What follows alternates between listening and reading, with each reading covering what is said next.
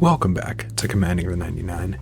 Dive into the world of Magic the Gathering with us, where we explore deck techs, strategies, and the art of commanding your game.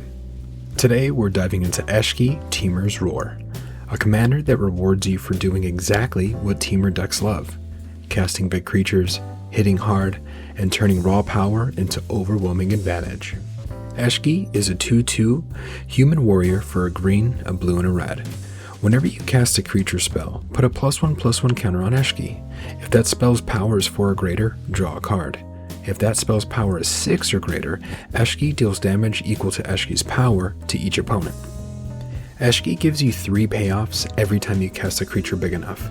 This deck aims to get all 3 triggers as much as possible while keeping your life total high and your board pressure constant. And to make Eshki's trigger truly explosive, we begin with the artifacts that enhance her damage ability. Shadow Spear gives Eshki lifelink and trample, letting you convert every burst of power into a massive life swing. Basilisk Collar does the same thing at a cheaper cost, and the Death Touch pairs beautifully with Eshki's combat-focused game plan. Both pieces ensure that every time Eshki's power spikes, your life total spikes with it. Resurrection Orb gives Eshki lifelink and a layer of recursion, making it much harder for opponents to remove your commander permanently. Loxodon Warhammer is the classic power-boosting lifelink equipment. The +3 power matters because Eshki's triggered abilities scale directly with how hard she hits. Curiosity turns Eshki into a card draw machine. When you deal damage to all 3 opponents with her trigger, that's 3 additional cards awarded, making it 4 total cards from 1 creature cast. Brotherhood Regalia provides Ward 2 when unblockable. With the counters adding up, your opponents are in for a big hit. And of course, we don't want to rely solely on equipments, so let's look at the lands that quietly keep Eshki's lifelink online even when the rest of the deck hasn't shown up yet. Witch's Clinic is one of the best lands in the deck. It gives Eshki lifelink on demand for a very low cost. Hidden Hideout does the same thing while also fixing your mana. Both lands ensure Eshki's lifelink is online even when you don't draw your artifacts. With lifelink secured, the real engine of the deck kicks in: the creatures.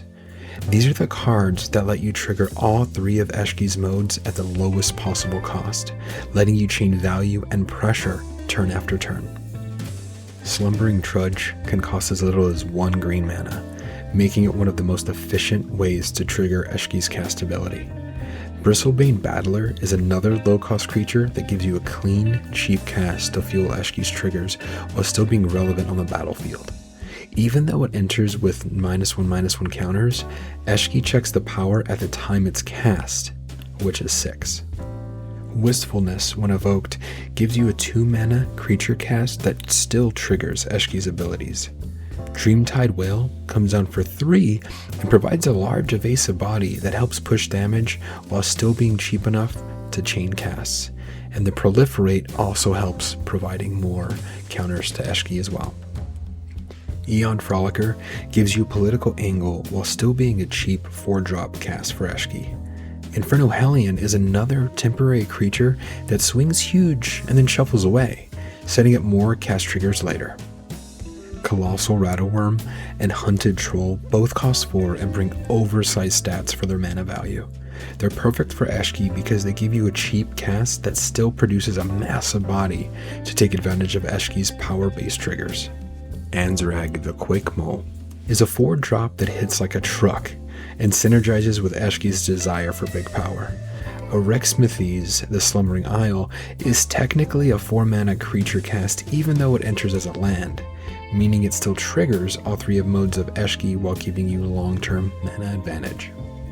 Pangasaur is unique because it could return itself to your hand, letting you cast it again and again repeatedly to trigger Eshki. Impetus Devils is a 4-mana creature that hits hard and sacrifices itself, clearing the way for future casts. And once Eshki has enough counters, this is where the deck really spikes. These are the cards that take her from strong to game ending in a single turn. Xenagos is the premier follow-up to Eshki. Doubling Eshki's power every combat step means your commander damage and lifelink swings become absurd. Ruinous Intrusion removes a problem permanently while putting a massive number of +1/+1 counters on Eshki, often doubling or tripling her power in one shot.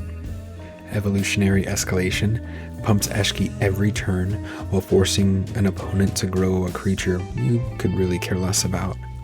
Myojin of Towering Might is the nuclear option. It gives Eshki a colossal burst of counters and makes your next creature cast trigger absurd damage. Now you may be thinking, with the deck revolving completely around Eshki's triggers, surely she'll be removed a few times. No problem. You'll likely have a full hand and a battlefield full of large creatures to hold the line until you recast her.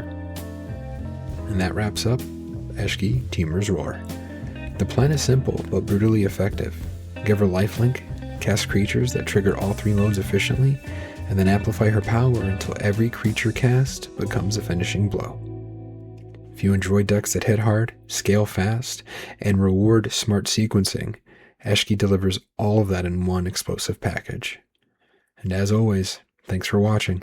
This is Commanding the 99.